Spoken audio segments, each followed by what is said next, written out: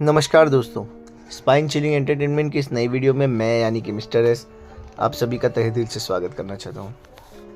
तो दोस्तों, थंबनेल को देखकर तो आपको पता चल ही गया होगा कि ये किस्सा किस बारे में है। तो आपका ज़्यादा समय ना लेते हुए कहानी की ओर चलता हूँ। यह कहानी शुरू होती है एक युवक अमन से, जो रात के अंधेरे में अकेले अपनी गाड़ी से एक सुनसान हाईवे का सफ़र कर रहा था। वह अपने काम से घर लौट रहा था और देर हो जाने की वजह से रास्ता बदलकर शॉर्टकट लेने का फैसला किया उसने। यह शॉर्टकट एक पुराने हाईवे से होकर गुजरता था, जिसके बारे में कहते हैं कि वहाँ अजीब अजीब घटनाएं होती हैं। रास्ता बेहद शांत और डरावना था। गाड़ी के हेडलाइट्स के अलावा चारों तरफ घना अंधेरा और जंगल का सन्नाटा पसरा था। अमन रेडियो ऑन करके अपना ध्यान बटाने की कोशिश करता है, लेकिन रेडियो पर सिर्फ अजीब अजीब आवाज़ें आने लगती हैं, कोई गाना नहीं। गुस्से में आकर वह रेडियो बंद कर देता है। कुछ किलोमीटर चलने के बाद वह देखता है कि सड़क के किनारे एक औरत सफ़ेद साड़ी में खड़ी है। वो मदद के लिए हाथ बढ़ा रही है। बेशक अमन थोड़ा डर जाता है, लेकिन इंसानियत के नाते गाड़ी को रोक देता है। औरत कहती है, मुझे गांव तक छोड़ दोगे? तो अमन उसे बैठा लेता है। लेकिन उस औरत के गाड़ी में बैठते ही गाड़ी का माहौल बदलने लगता है। औरत चुपचाप खिड़की से बाहर देखती रहती है और उसकी आंखों में एक अजीब सी उदासी होती है। अमन उससे बात करने की कोशिश करता है, लेकिन औरत बस हल्की सी मुस्कुराती है और जवाब नहीं देती। जैसे ही गाड़ी हाईवे के आखिरी मोड़ पर पहुंचती है, औरत अचानक बोलती है, यहाँ से आगे मत जाना। उसकी आवाज़ में एक डरावनापन था। अमन घबरा जाता है और पूछता है, क्यों? मैं इस रास्ते से क्यों ना जाऊं? औरत पलटकर उसकी ओर देखती है। अमन का दिल उसकी लाल और चमकती हुई आंखों को देखकर थोड़ा थम सा जाता है। औरत कहती है, जो इस मोड़ से आगे जाता है वह कभी वापस नहीं आता। मैंने भी एक बार यह गलती की थी। अमन ने कांपते हुए पूछा, तुम कौन हो?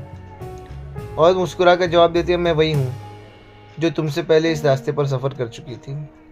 अब मैं सिर्फ दूसरों को सावधान करने के लिए यहाँ रहती हूँ, लेकिन अब बहुत देर हो चुकी है।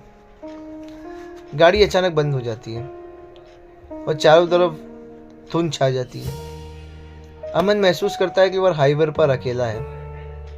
औरत गायब हो चुकी है। अमन की हर कोशिश नाकाम हो रही थी। वह जितनी बार भागने की कोशिश कर रहा था, वही मोड़ पर वही सड़क बार बार उसे सामने आ जाता था, जैसे एक भूतिया भूल भुलैया बन चुकी थी। उसकी घड़ी भी रुक चुकी थी और हवा में अजीब सी ठंडक पसर गई थी। अचानक उसे झाड़ियों के पीछे से धीमी धीमी हंसी सुनाई देती है। वह डर के मारे पीछे पलटा तो देखा कि वह सफ़ेद साड़ी वाली औरत झाड़ियों से बाहर निकल रही है, लेकिन अब उसकी शक्ल डरावनी हो चुकी थी। आंखें लाल, बाल बिखरे हुए और उसका चेहरा जला हुआ लग रहा था। औरत ने धीरे धीरे कहा, तुमने मेरी बात नहीं मानी। अब तुम्हें भी यहीं रहना होगा हमारे साथ, और वो भी हमेशा के लिए। अमन ने दौड़कर अपनी गाड़ी में खुद को बंद कर लिया और इंजन स्टार्ट करने की कोशिश करने लगा। इंजन तो चालू नहीं हुआ, लेकिन गाड़ियों का रेडियो अचानक चालू हो गया। रेडियो पर एक डरावना गाना बजने लगा, जिसमें सिर्फ एक ही वाक्य बार बार दोहराया जा रहा था, तुम नहीं बचोगे, तुम नहीं बचोगे। गाड़ी के शीशे पर अचानक खून की धार बहने लगी। अमन चीखते हुए शीशा साफ करने की कोशिश करता है। तभी गाड़ी का पिछला दरवाज़ा अपने आप खुल जाता है और वो औरत गाड़ी के अंदर आकर बैठ जाती है। और उसकी हंसी इतनी भयानक होती है कि अमन तो क्या, किसी का भी दिल दहशत से भर जाए। अमन बेबस होकर गाड़ी से बाहर भाग जाता है। वह तेज तेज दौड़ रहा था, लेकिन जैसे उसने पीछे मुड़कर देखा, वो औरत फिर से गायब हो चुकी थी। पर अब अमन के सामने एक नई समस्या थी। उसे हाईवे से दूर पर एक आदमी दिखाई देता है, जो उसकी ओर पीठ किए खड़ा था। अमन को कुछ राहत महसूस हुई। अमन कहता है, भाई साहब मदद करो। आदमी धीरे धीरे पलटता है। उसकी आंखें सफ़ेद और उसकी गर्दन पर एक चोट का निशान होता है। आदमी एक गहरी और गुजरी हुई आवाज़ में कहता है, यहाँ से कोई जिंदा नहीं निकलता, अब तुम भी हमारे जैसे बन जाओगे। अमन के आसपास अचानक धुंध से कई परछाइयाँ निकलने लगीं।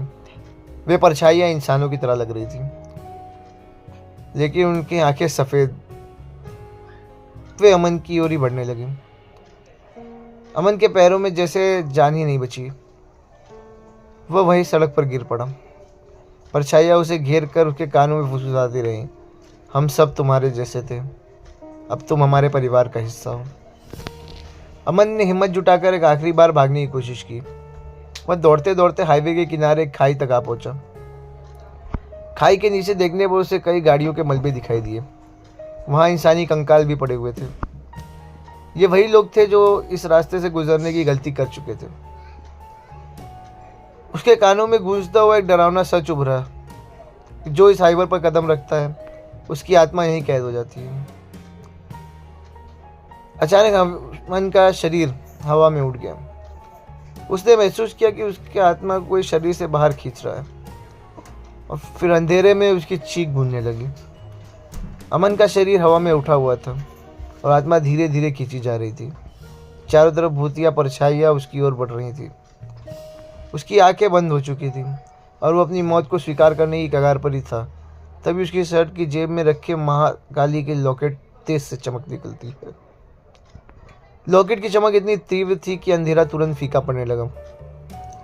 भूतिया परछाइयाँ चीखते हुए पीछे हट गई। वह सफेद साड़ी वाली औरत भी दर्द से कराहने लगी। अमन के शरीर में अचानक से एक अनोखी ताकत का संचार हुआ। उसकी आंखें खुल गईं और वह महसूस कर सकता था कि लॉकेट उसकी रक्षा कर रहा है।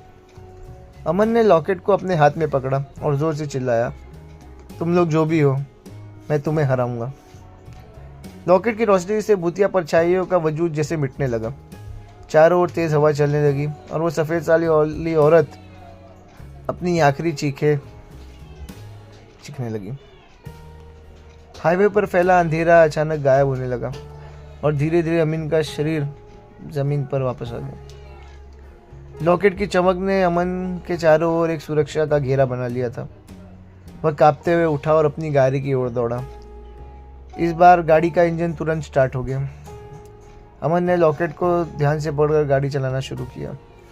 जैसे उसने हाईवे का आखिरी मोड़ पार किया, उसे सड़क के दोनों तरफ चमकदार रोशनी और हरियाली नजर आई। हाईवे अब भूतिया नहीं था। अमन ने आखिरकार सुरक्षित जगह पर पहुंचकर गाड़ी रोकी।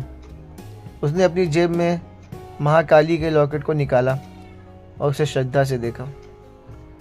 उसने अपनी माँ की बात याद की, जिसने कहा था कि यह लॉकेट हर विपत्ति में तुम्हारी रक्षा करेगा बेटा, इसे कभी अपने से दूर मत करना। अमन ने लॉकेट को माथे से लगाया और महसूस किया कि उसने भूतिया ताकतों को नहीं बल्कि अपने डर को भी हराया है।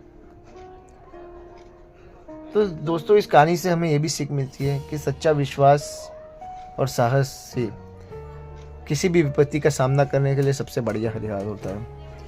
कठिन समय में आत्मबल और अपने ईश्वर पर आस्था हमें अंधकार से निकालकर रोशनी की ओर ले जाती है। धन्यवाद। जय माता काली।